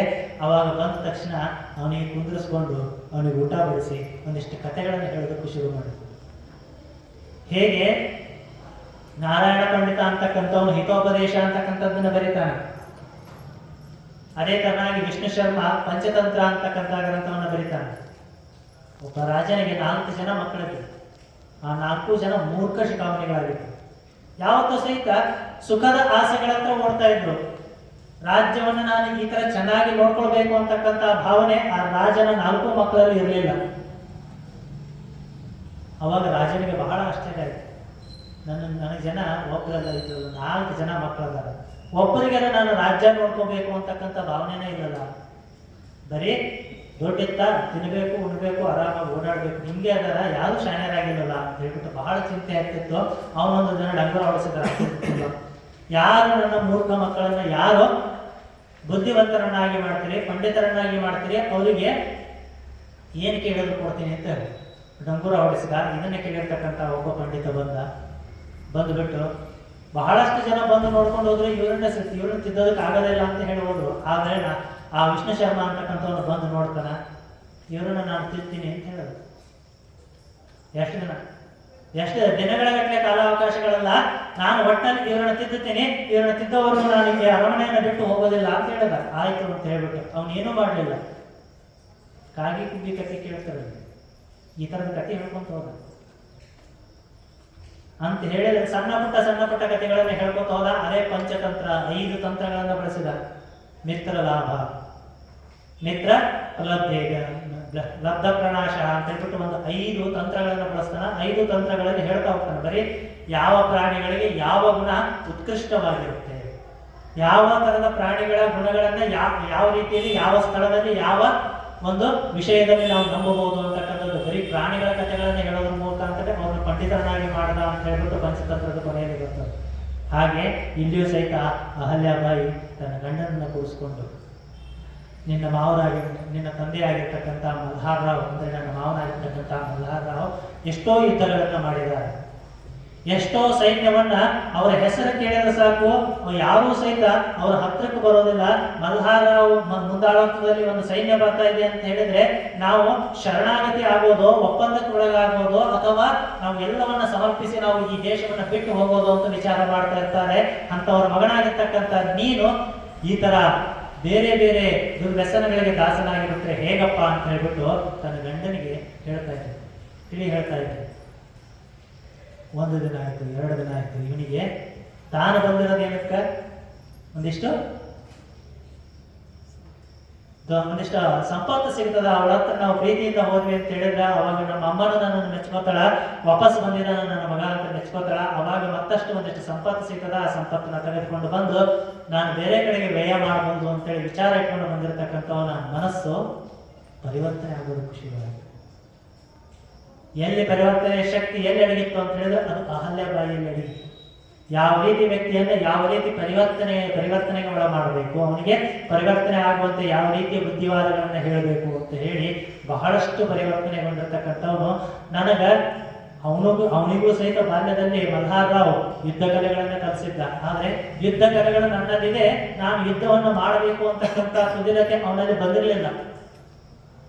ಅದು ಅವನಲ್ಲಿ ಮೂಡೋ ತರ ಅವಳು ಅಹಲ್ಯಾಬಾಯಿ ಅವನನ್ನ ಬೆಳೆಸ್ತಾಳ.